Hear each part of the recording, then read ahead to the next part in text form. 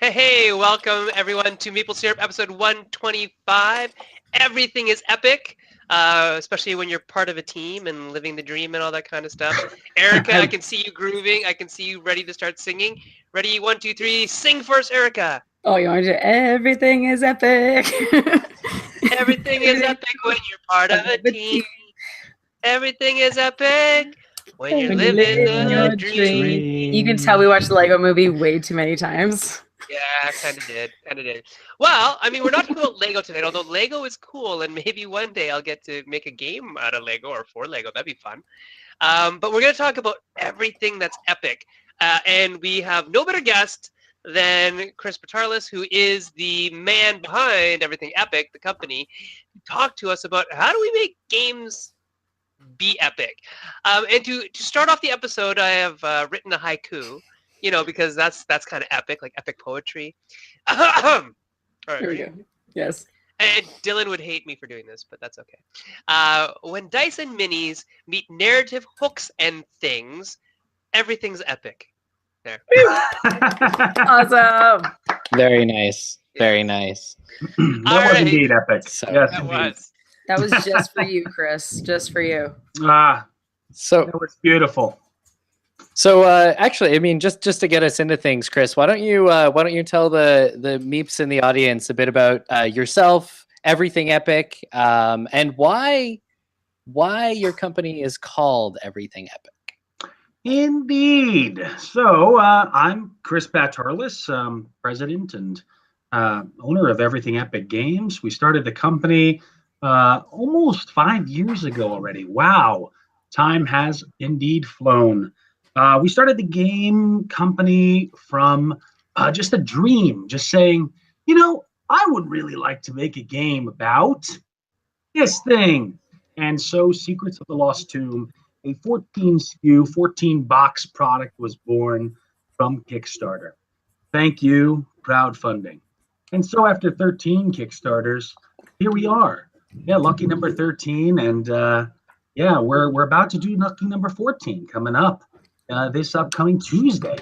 Or Rambo, the board game. Oh, really? Like, we actually got you right on time. Indeed. Yes, you have. That's kind of So, epic of us. That's pretty epic of us. We did is a good this job. Is this First Blood? It's First Blood, it's Rambo 2, First Blood Part 2, and Rambo 3. So, it wouldn't Super be fun. epic if it wasn't the entire original trilogy. So, on that note, epic games are more than just what, I think academics think of as epic. I mean, we have epic things like going on an Odyssey, for instance, in ancient Greece, doing really gigantic things, or perhaps from what some people know as tiny epic things. Epic to everything epic means a little bit more or a little bit different from what I think some people may originally think. And it's really what it is taking something almost to the next level with a passion that sometimes a little scary or a little bit more difficult than you may originally want to do from the vision, and making it happen no matter what it takes. And, that's kind of how we, so to speak, live the dream every day, making games. And, we really put our heart and soul and mind, body and spirit, into the games that we make. We want people to see that, in order to really connect with someone and to really make them feel like it's something that they would enjoy playing, spending tons of hours at a table with their friends, socializing together, all of those things really come back to making a game epic, and really, really putting that to the test. So, we don't just do everything alone. We have a lot of amazing people who we work with out here in the field, and amazing people that we see out there. And the reason why I have of the gamer, by the gamer, and for the gamer is because we make games that we would love to play. And those are things that we kind of dream about when we make games. We look at something, we say, wow, I really wish we could do this. And then we set out to try to make that happen. And sometimes it's extremely difficult, and it's sometimes an uphill battle, but we all push together as a team, and we do whatever it takes to try to make that happen indeed. So, what do you guys think about it's epic? Well, we want to hear a bit more about some of the big stuff you're working on, because I mean, I think especially the audience will love to know the IPs that you're currently working on, talking about epic, especially if you're really into some cult films. So do you mind telling us a few of the really big ones you got? Indeed. So our first licensed game of all time so far was Big Trouble in Little China. And ever since I was a kid and co-designer Boris was young, we've loved that film. There was something special about Big Trouble in Little China by John Carpenter, and just that whole really, like, we're gonna go for it and make it happen. You know, we're not going to pull out the stops. We're not going to just like try to do a movie that everybody's just going to kind of like by whatever the standards of the time period, you know, just so happens to be. We're just going to say, you know what? Here's what our vision is. Here is an epic plot of going into this fantastic underground within Chinatown and just, you know, making it happen. So we worked for over a year straight to get this license. We set out to do it, and we did whatever it took. We partnered up with 20th Century Fox and Boom Comics, Boom Studios, and Flipside Studios, which does all of the graphic design and help co-design the game. And of course, amazing folks like yourself to help to develop and play test and make Big Trouble in Little China, the game, which of course is certainly epic, with over 90 pages of story, narrative, quest book, double-sided gigantic game board, 40 miniatures, well over 40 dice. I mean, you know, we just had to have these things to truly make it the epicness that it was. And so Big Trouble in Little China, the game, was born. I mean, Epic story. Yeah. So, Chris, you're now doing this full time, right? Yes, indeed. I started off as an English teacher. I taught special ed and behavioral school for a couple of years, and then I did high school for a couple of years, and then, hey, I became a board game publisher. Oh, there you go. That's kind of an epic story in all of it, in itself, right? It is indeed. When you talk about epicness, are you? A lot of people are just going to hear about the stuff that's in the box, like, you know, X number of dice and X number of minis and big giant boards and blah, blah, blah, blah, blah. Is epicness just related to the number of bits and pieces that you have in the box? I mean, obviously it's not, but what are your thoughts on it? Yeah, I mean, you know, it's really about being able to kind of see through the components, past the components, and having them enhance that theme, that story, that narrative, that storytelling experience that goes on beyond the gameplay experience. When you sit down and actually play the game, you're telling a story, you're playing around and enjoying the game and making jokes with the game, laughing with the game, and really kind of getting immersed, almost sometimes role-playing within the board game itself. And again, it kind of just takes that theme to the next level. Each time you think, okay, you know, there's some story here, we make sure to add in that little extra thing that's there, not only for the fan, but also the board gamer, so that there's the mechanics that back up the theme, but also the story and the narrative that back up the theme. Okay. And so do you think that a small little game can be epic? No doubt about it. It certainly can. I think it's not really about the size of the game, but it's really about the kind of its heart and the passion that was put into it and what players can kind of get from it. So what can the game, it's not about what you can do for the game. It's about what the game can do for you, so to speak. What does it do for you afterward, and how does it bring people together? You know, board games, you know, I mean, there's a ton of wonderful solo games out there, but I think one of the biggest things about why board games are really, you know, coming back, I'd say, so to speak, in the past, you know, 10 years or so, since when I was a kid. I mean, we most of the people, you would play Magic or a little D&D or whatever, but you were really on the super, you know, nerd geeky spectrum, and I was proud to do it. I loved it all my life. But but I think people are beginning to want to play board games again because they're so screen-based. The Black Mirror, the video games, all of the computers, the PC, you're so screen-based. When you get back to sit down with other people at a table, away from that, it's a way to escape and divert yourself from that. It brings people back together. I think that also is another thing that makes games epic. Good. Okay. Awesome. So it does sound to me like you are clearly the resident expert on epicness. And so we thought that as one of our new segments that we would both immortalize your time here with us on Meeple Syrup by creating a segment just for you, but also challenge you with a sort of twist on a segment that we did last week. So we've called this segment Epicize It, or I made a little thing, Make It Epic. This is not epic. And so what we're going to do is we're going to present you with 3 things. And after each one, you're going to get give a minute or two to tell us how you would make it something epic.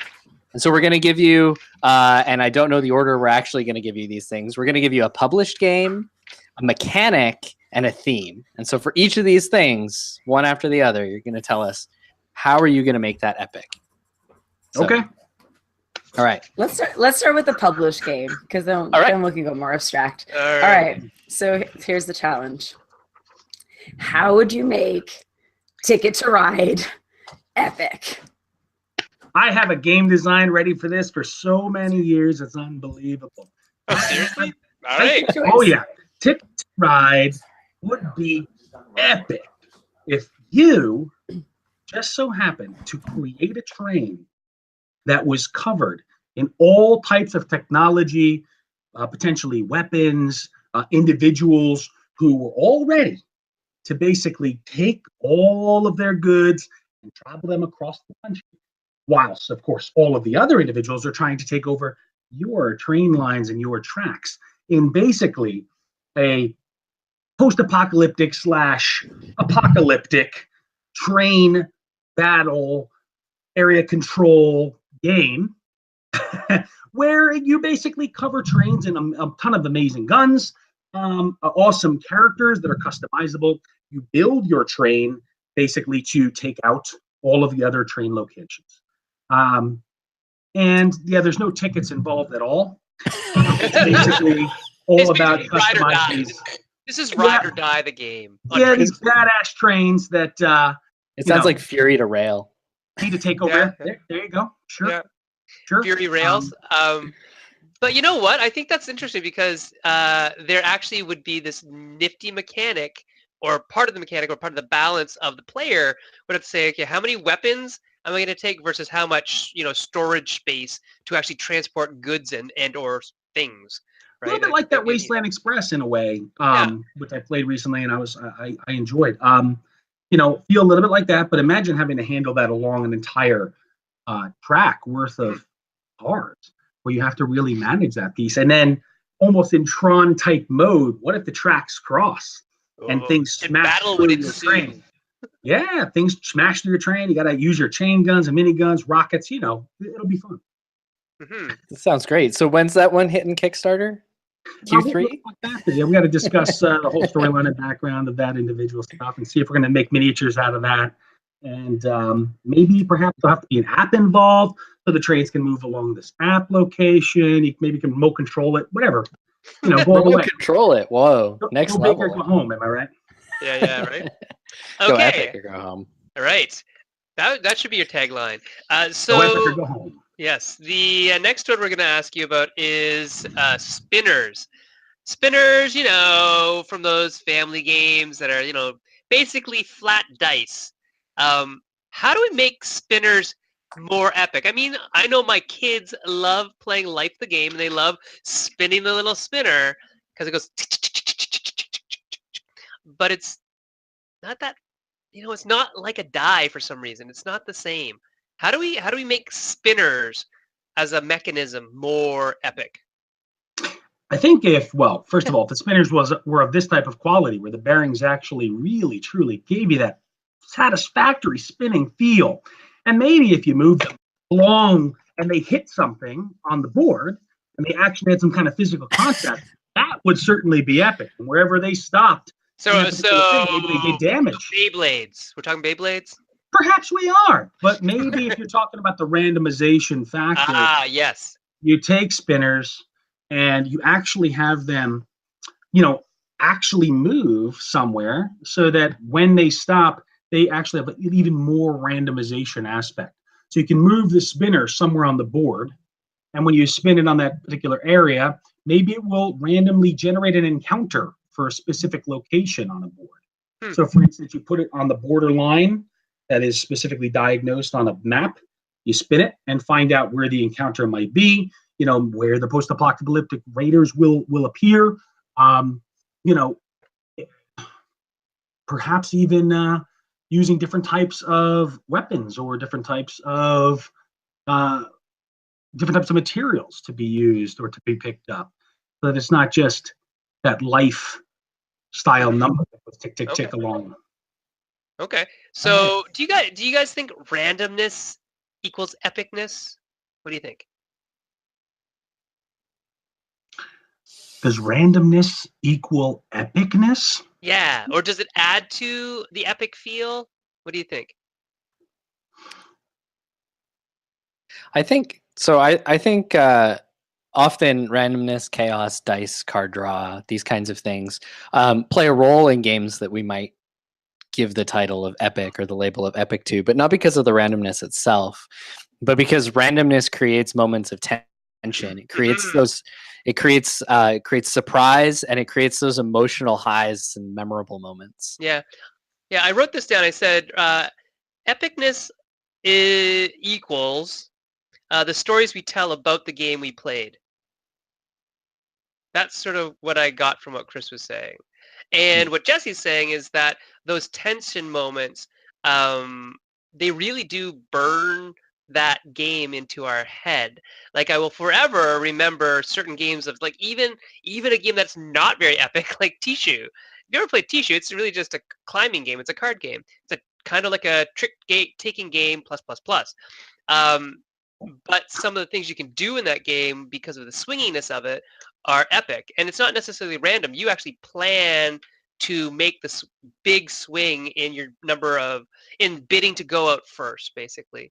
But now I will tell the story of how we beat certain people, mostly people we compete against all the time, like Zev or from Z-Man and WizKids.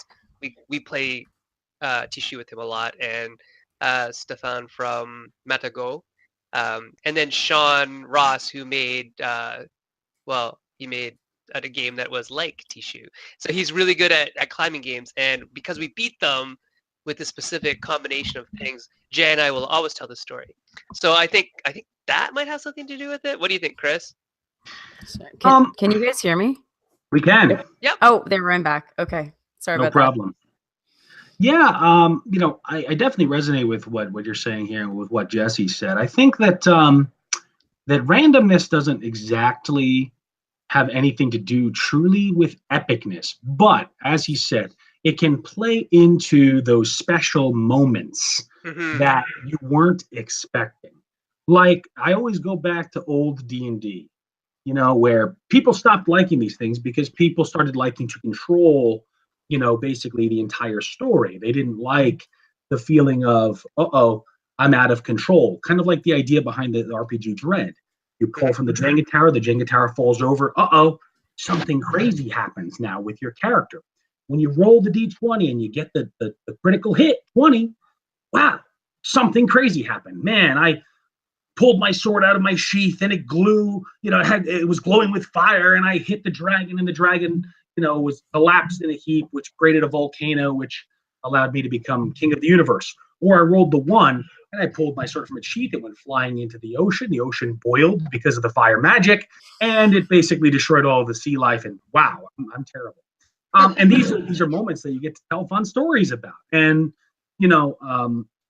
randomness, for instance, in our other licensed game, Rambo the board game, which will be on Kickstarter on Tuesday, the 23rd, we decided to take dice out of the equation. We wanted it to be tactical and strategic, and use cards.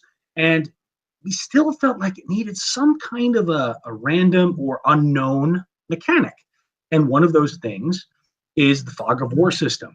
So the feeling of exploration and not knowing what's there gives you that sense of, uh-oh, what could it be, and gives you a little bit of that random mechanic where you're still in control of how you deal with it and how you attempt each mission within Rambo, but it's got that, I'm not sure what it's going to be, or when you get into cover, there could be a hazard there, and that's another micro random thing.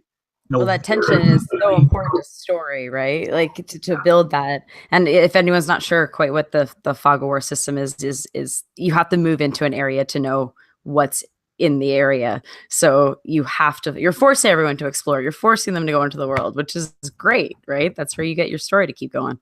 Exactly. One of the cool things is, of course, for those who are they want to mitigate some of those chances, there's binoculars. You can look ahead, which gives you, if you decide to take that gear or that tactic card, you get that option.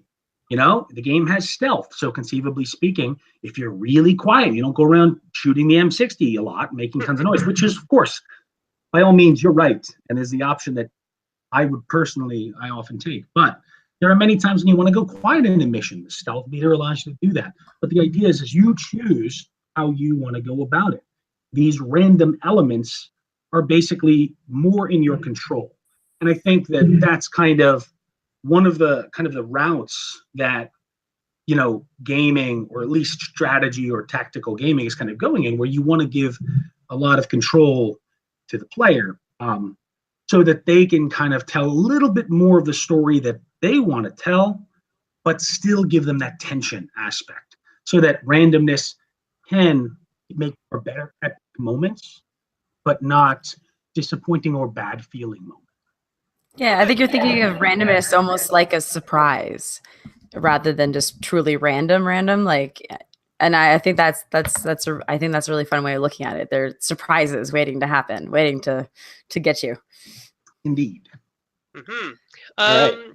So we got one more. Oh yeah. Make it epic. Did you write it down, Sen? Of course No? I did. Here's a theme for you. The theme of this game, Chris, is birds. That's it, birds. Epic Flappy, birds. happy, epic birds. Make it epic for us. Well, the first thing that came to mind was getting the Lord of the Rings license and creating, of course, a game about, the gigantic eagles, or the hawks, or I think they're eagles. They're eagles. I think they're eagles. The gigantic eagles, and basically playing as the gigantic eagles and traveling around Middle Earth. That was the first thing that just clicked into mind. But if we want to be, slightly more original, perhaps we find that birds are all a part of an ancient scheme or plot to watch over humanity. And every bird is a spy. And these spies report back information. And so we can create a social deduction game about birds. And as we play the game, when birds show up, information is lost and transported to another player in the game. And so it becomes almost a symbol for lost or moved information. So you can do a lot of fun and epic stuff with birds just on their own. Erica was saying, I don't know what he's going to come up with. Birds?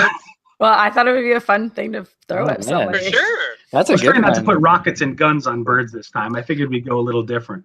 Oh, I was actually wondering if it was going to be post-apocalyptic birds with machine guns strapped to their backs, but Hey, that's usually Oh no, like they make it like chocobos, like from Final Fantasy, and it's some sort of like crazy death race. Oh yeah, Yeah, there is chocobo death Well, I race. mean, which is the one? Tailfeather from... Tailfeather hit my mind as soon as you said birds as well.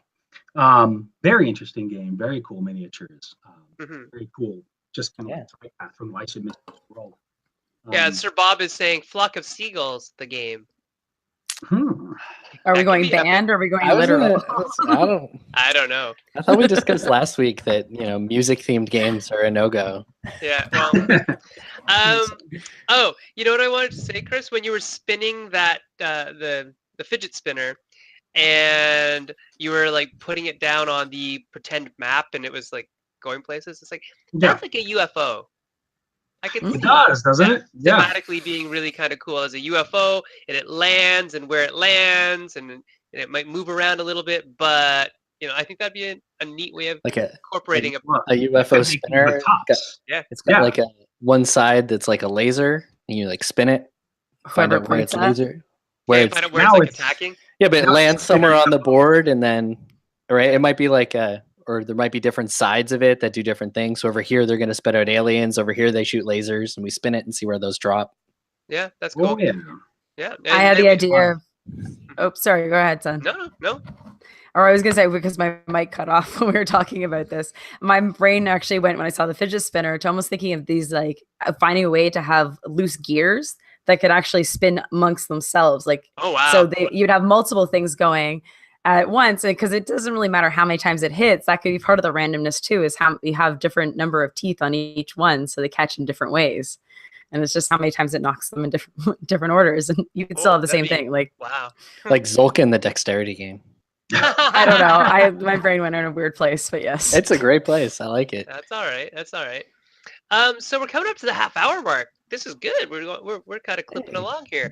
I'm Uh, Good. Yeah. What other questions do we have for our good friend Chris? What do you think, Jess? So one of the things I noticed when you were talking about making things epic, was that there seemed to be a real tactile nature to all of the things you were talking about. You were talking about, well, until the birds. The birds kind of ruined everything, but I'm going to go with it. I'm a Damn those philosopher. I birds. selectively ignore data. You can have tactile birds. Yeah, You may touch the birds. You may touch the birds, right? That is, you were talking about, the trains, and I could imagine the trains, but not only imagine them the way the way you were describing the way these things looked. I could see the miniatures in my mind, and I could imagine myself, picking them up and placing them, and there's a certain tactile nature. And the same with the spinners, right? It seemed to be like the way that we make spinners epic is we let players touch them and play with them.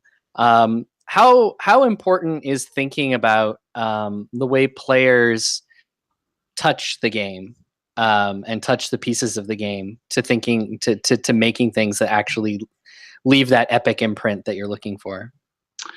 I think that the tactile, like the idea behind feeling the actual components, gives you kind of a connection to what you're doing.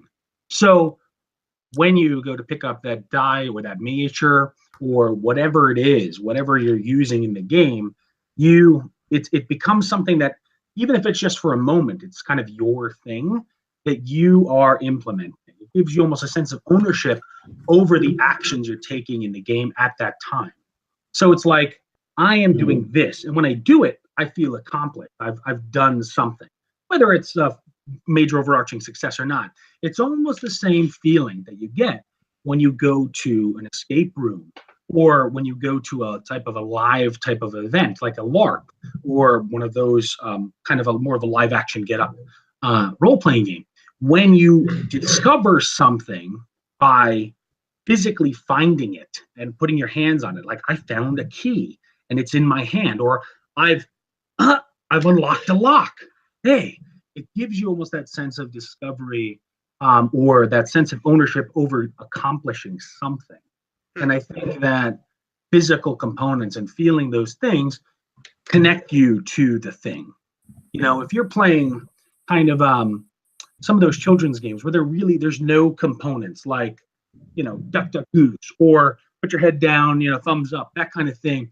I don't think you get the same connection without the people. And the people become those components. Does that make a little bit of sense? Yeah. Behind connecting yourself to the game. Yeah. Mm-hmm. And I mean, I get it from even like chess, right? Chess by itself isn't necessarily an epic game, but it can be. That feeling that you get when you take a piece and you kind of knock it off the board, or when the person submits and says, checkmate, puts their king down. I mean, that tactileness, that visualness is really quite epic, right? It burns that feeling into your brain in different senses. Oh yeah. right? So. Oh yeah, and like, well, what about when you make a move and then you take your hand off the piece? Oh no, I might have made a mistake here. Uh-oh, now my move is made. And you get that feeling of you can't take it back now. If of course you play by those rules. I mean, if you're playing a friendly game with your family or somebody's trying to teach you, it's different. But the feeling of I made my move. I passed the first player marker. I've done something. Something occurs. There's something final about it. I wonder, Jessey and Erica, if that kind of leads to some of the popularity or the feelings that people like about like legacy games, right? When you open that envelope, that discovery, you pull open the box, or when you have to choose between two things and you can't go back. Well, I think it's playing on both that. It's both tactile and incredibly mental. And what if you made the wrong choice? And I think that's really what it is. And kind of maybe even connecting back to what Chris was originally saying about, role playing in D&D is you can make a bad choice and everything can go horribly, horribly wrong. And that can, Legacy opens up that door too, but in a kind of different form. Yeah. I mean, just to spin off that a little bit and to tie it to some of the other themes that Chris has been talking about, I think this is actually one way that you can carve the difference between the great legacy games and the okay legacy games. Which are which, Jessey? I haven't played all of them, but I have. Jessey's list begins. There we go. But I mean, just looking. So yeah, I don't want to spoil anything. Season 2 is too new to talk about it. So in any case, the difference to me seems to be that the legacy games that do the legacy thing really well don't make every single thing a legacy decision. There's a few legacy decisions and they often feel big and they are big, and you usually have a glimpse of what the consequences will be. Yes, that's important. Whereas some legacy games, and I won't point to specific ones, but I have two in mind,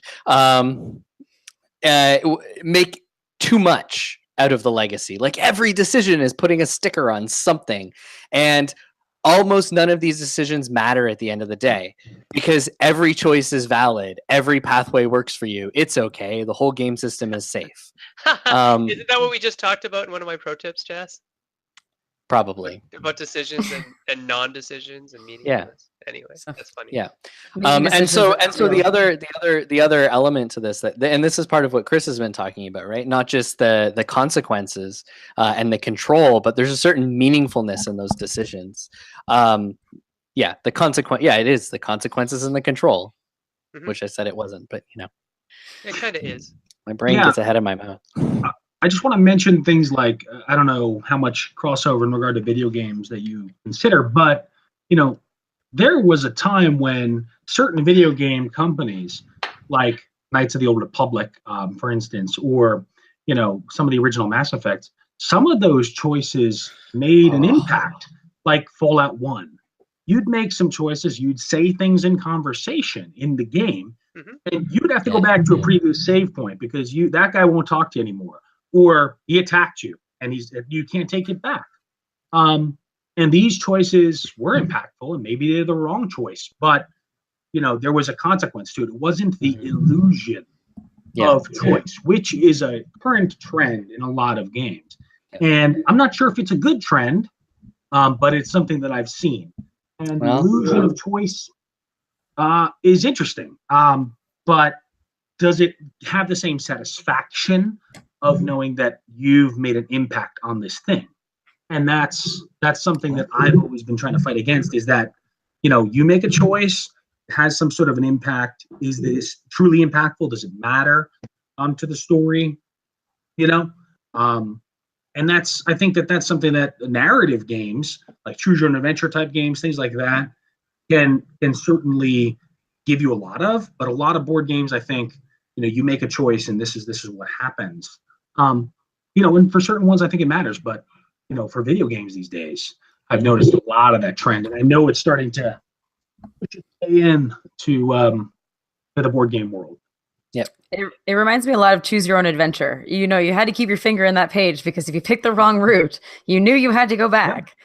And it's kind of like these live action versions of these things now. I mean, I feel very much like, Above and Below kind of really took that maybe more literally, but I think there's a lot of that feel of that fun of, damn, I can make the right and wrong choice. Well, this is so hard. Yeah. I mean, I get it. I kind of like it. I kind of don't. So, I mean, the classic version of it, let's say Arabian Nights, where actually none of your decisions actually matter at all ever. Because they really don't. The story makes no sense whatsoever. Except when you look into that stream. If you look into that stream, it changes your character for the rest of the game. And no, I'm not going to spoil what it is, but if you played the game, you probably know. You may have looked into that stream. Yeah, don't look into the stream. Or maybe you should. No, well, it's up to you, I guess. What was I talking about? Oh, yeah. So, a lot of that, is it control of the narrative or is it an illusion of control of the narrative? If it has no effect on the game, or if the decisions, like in, say, a game like Scythe, I think this might have been what we were talking about, Jesse. In a game like Scythe, where you have a choice, but none of the choices are actually, they all kind of wash out in the end.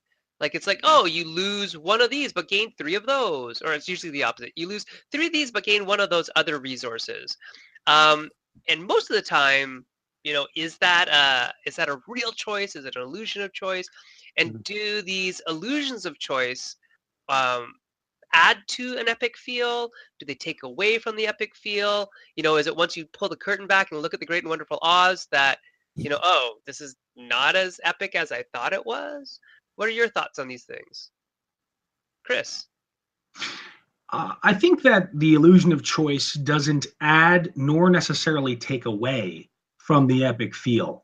But in the fact that doesn't add, it's space that maybe isn't used to its optimal performance. So for instance, when you're making a choice and it just mechanically gives you something, it doesn't add to something that you will remember beyond the game.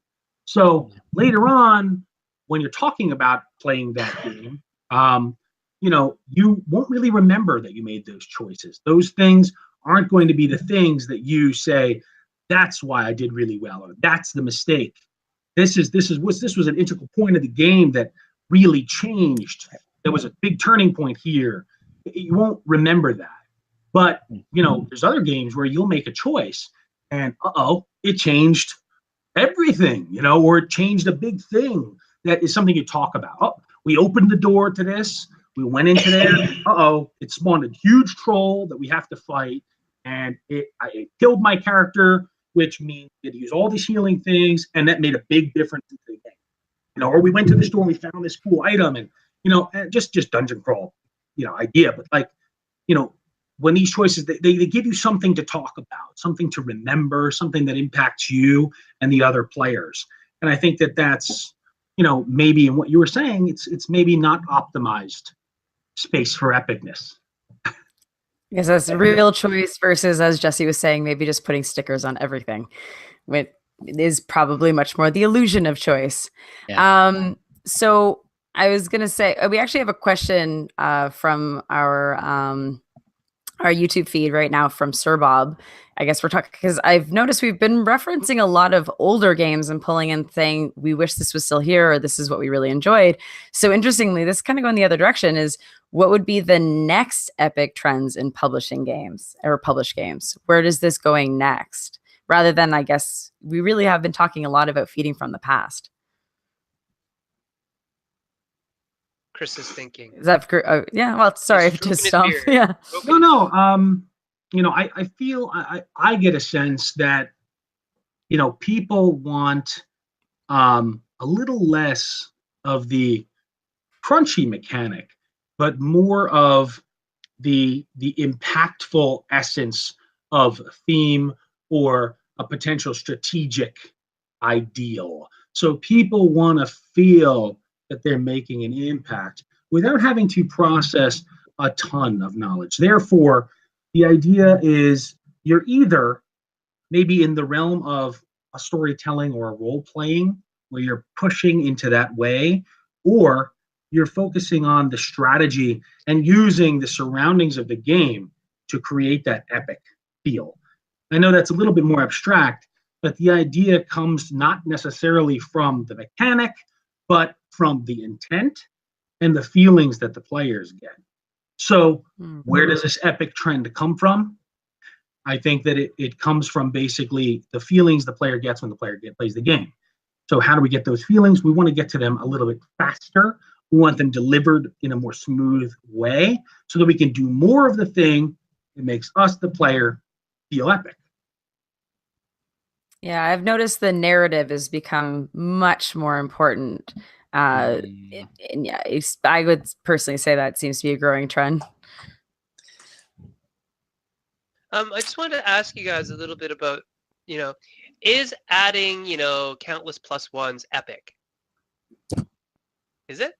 Like you got I plus one this and a plus one that and a plus one this and a plus one that. Like I roll this dice stat and I add that all upgrade? up. Yeah, like is that kind of stuff epic? What do you think, Chris? We should have asked him that as the Make It Epic challenge. Oh yeah. Make +1 epic. It's a great question because that's kind of what we wanted to do with Secrets of the Lost Tomb. Our first game, we were heavily inspired by things like Arkham and Eldritch Horror, the Trail House on the Hill, these really heavy thematic games, games like Wrath of Ashardalon, but we wanted more than that. We wanted to explore these huge expansive dungeons, and we wanted story, like Mice and Mystics had all of this story, all of these ideas, right? And we wanted tons of items, wanted to be able to really develop our character. And holy crud, there's a ton of plus ones and a ton of modifiers. And you have to take all those modifiers and put them together. But all those things told stories. And if the players could basically get past, so to speak, or assimilate all of the knowledge of the RPG aspect of all of those crunchy numbers, they began telling stories that were so memorable that it became a part of their board game library of stories. I took my character who was dual wielding Tommy guns and walked into the Fountain of Youth. I healed to full, ran through the hallway, and shucked my special ability to unload a Tommy gun on the epic pharaoh who was trying to run out of the tomb, which hit me with courage, and I tried to escape. And all of those things have tons of little plus ones. Plus ones are usually pretty boring. And I see the trend in games where you'll just get, plus one die or something to that effect. But, it's kind of like you just get a little chit or something. But when it's attached thematically and you can use it to help tell that narrative or that tale with it, that calculation becomes worth it because it becomes part of what you're doing. Mm-hmm. Awesome. Yeah. So I mean, yeah, I because I don't come up with these things very often, but I thought of a cute little quotable throughout your last couple of comments, Chris. So I just wanted to share it with everybody. Sure. I could put it on a t-shirt. I won't collect royalties. Hashtag board game design tips. Hashtag board game design. Oh yeah, actually, Sen, you could just use this as your tip tomorrow. Yeah, there we go. Start adding them. There you go. Meaningful choices can create memorable moments. That seems to be a big lesson that we've got from this, right? We often talk about these two things separately when we're talking design, but I mean, one thing that's come through very clearly in this is that these things are deeply tied together. All right, so I think now is a good time to shift into our last segment, which we are calling Hidden Gems, maybe multiple. We'll see how we go. So I need like theme music for all these things. Yeah, I'll get on that. I mean, yeah, we got super high tech screen transitions. We just need that music. High tech. Yep. Yeah, and then little star wipe here there. And then soon Disney will buy us up. It'll be perfect. All right. So, in Hidden Gems, what we're going to do is we're going to do some digging and find some games that for one reason or another miss the limelight that we, the person who's bringing up this game, thinks should have been a much bigger splash than it was when it was originally released. And we'll spend some time discussing what we think so great about it, maybe speculate wildly about why it wasn't a huge hit. And then we'll see where we get to from here. So now I have one in mind in case we need it, but I'd like to put it to Chris first as our guest. Is there a hidden gem that comes to your mind, a game that you thought was awesome but completely missed its landing when it Maybe was even released. epic. You might have even thought it was epic. Oh, gee. I mean, there's so many because I know I've almost supported almost 200 projects on Kickstarter already. And some of those things never made it past Kickstarter. And some of those games, are just super unique or they were filled with tons of passion, and maybe they had a couple of mechanical issues or whatever it may be. Don't get me wrong, some of them were, oh boy, like unplayable. But that happens. It's not making games is difficult. But one of my favorites that I think, I wish, was able to really jump up is something like Agents of Smersh. And Agents of Smersh was almost a re-implementation of Arabian Nights. Mm-hmm. And it's one of the things that actually inspired me to become a board game creator and designer and publisher. And this game, I don't know, have any of you played it? Yep. Agents of Smersh?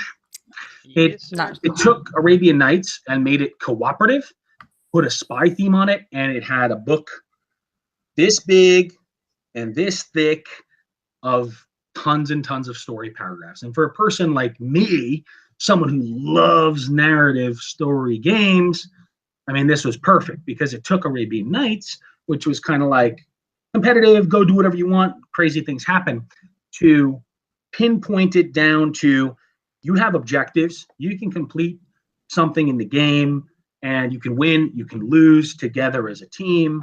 And there was a focal point enemy, and it was really, I think, a really great gem that I'm so glad that I own, because maybe in the future you won't be able to get a hold of it. Something like City of Chaos, for instance. Has anybody ever heard of that? Oh yeah, I don't think I played it though. City of Chaos, an extremely ultra obscure game that was only made in England for a short amount of time by, I believe, Monocle Publishing. And City of Chaos is one of the first fully narrative book games like Arabian Nights. But it had very weird and obscure mechanics. But the story, the book, so cool and weird and out there. And these types of narrative games, I think, give people that that role-playing aspect without needing a GM. So yeah, there it is, City of Chaos. Extremely strange and obscure game, but I was able to get one, and it's a very cool and impactful, interesting experience. If you try to get one, be prepared. eBay, it's going to be very hard to find. If you're lucky, you might find one that gets listed once in a blue moon. And anyway, again, these things, I think,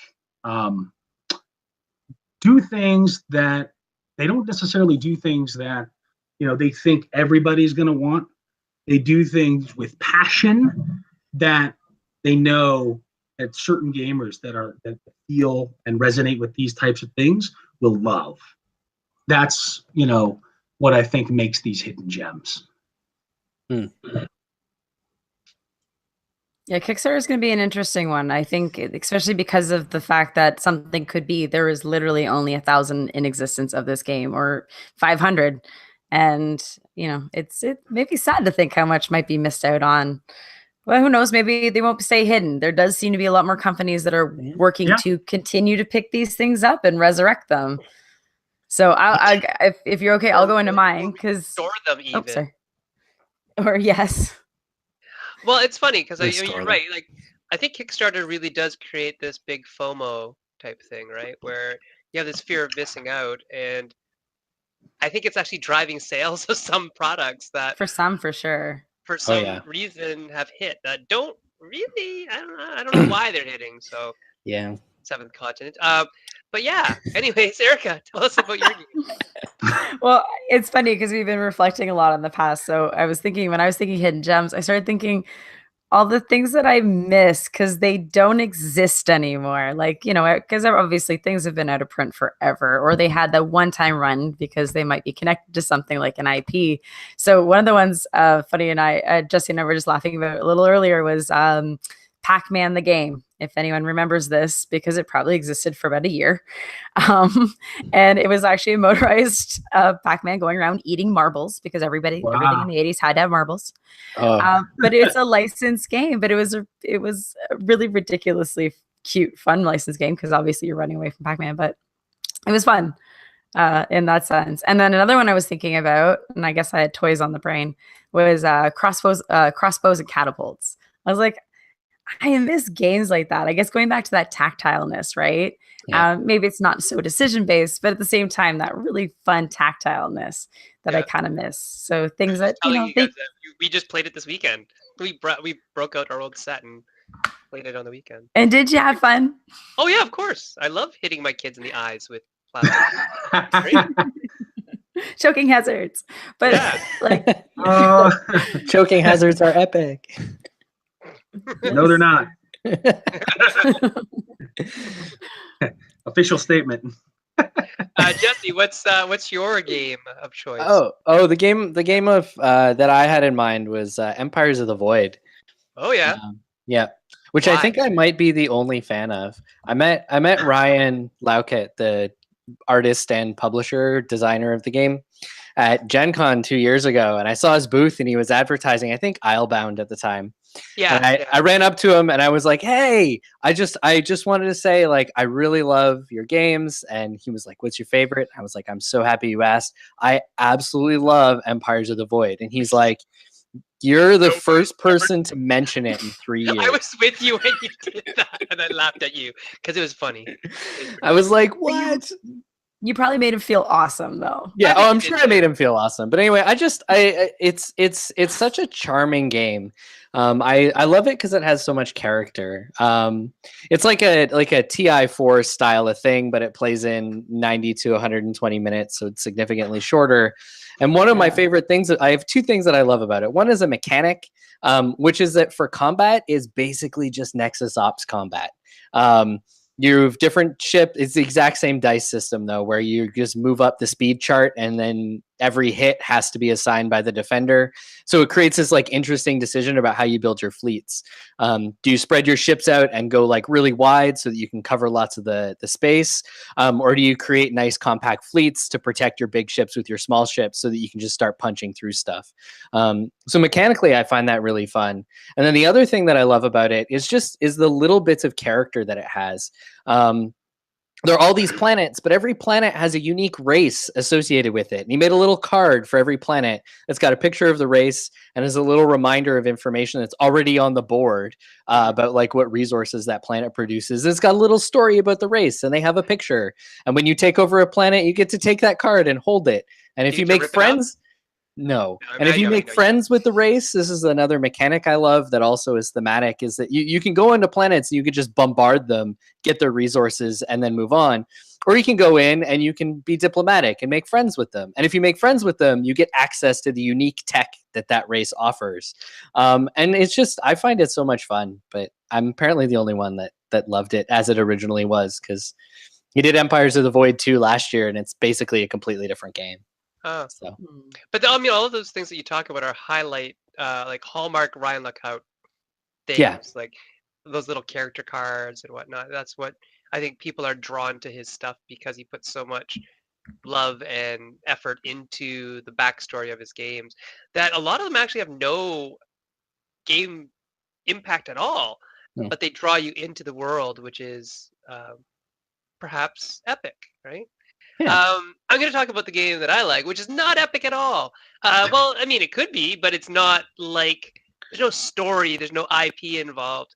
The game that I'm particularly going to talk about is this one. This is Careless Magnus. Careless Magnus is a game by, oops, that's somebody playing Careless Magnus, by Leo Colovini. And I have this big thing for a few designers. So Alex Randolph, Leo Colovini, Sid Saxon.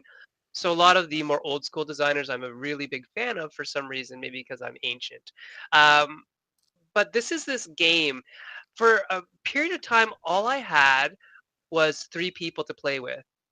It was literally, I need games that play really well with 3 people. And this was one of them.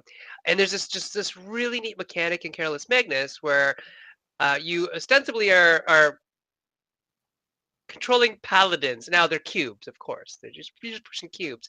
But as you control the land which you'll see here, which are these hex-shaped things, they combine and get closer and closer together. So the area control becomes different as the different pieces of land glom together. The different, I don't know what they are, counties or duchies or whatever come together, and your paladins then have to, be the majority in that bigger glom now. Anyways, it's a really cool game that I quite enjoy. But the thing is, I don't think anybody else has ever really played it that I know of, other than people that I've made play it. So I feel like more people should play it. It also has these really cool pink cubes, which I think Jessey might like. So. Yeah, I want to play this game because it has pink pieces. Right? It never happens. Yeah, but again, it's not that. It really isn't that kind of game where you're going to talk about, and then I rolled these, because there's almost no randomness in it. It's all really cerebral decision-based stuff, which isn't, that meaty in terms of theme. But it's a very cool game from a mechanical standpoint, which is, I think, what I like better. Anyway, I think we're about done. We're running up to the 11 o'clock hour. So, Yeah. Jess, you want to lead us out? Sure. All right. So, Chris, we have a tradition here at Meeple Syrup. We got one question that we always ask our guests at the very end to close it out, which is that if you had the opportunity to give one piece of advice to every designer out there, new or old, what piece of advice would you give to game designers in the world? I mean, I can talk business advice and game design advice and all that kind of thing all day long. But I think that the most important thing to remember when you make a game, taking notes, is that at the end of the day, when you've made the game, you need to want to actually play the game when it's done. That means that you need to make sure that whatever the game is, whatever the mechanics are, whatever the theme is, that it's something that you would love to play. Because if you would love to play it, there are definitely, I guarantee, other gamers out there who will also love to play your game and enjoy playing your game. Now, there are many people out there who will play your game and they'll say, wow, your game is great. And those may be your best friends, which is great. It's great to have positive feedback. But at the end of the day, if you love playing your game and it's fun for you, and there's mechanics in there that are something that you love, and the theme is there and you love that, the passion that you put into that game will show no matter what to people out there. And that, I think, is what another thing that makes games epic, is the passion that comes from the gamer who created the game that you're playing. It's there. It's real. Excellent. Great advice. Yeah, Good that's stuff. good closing advice.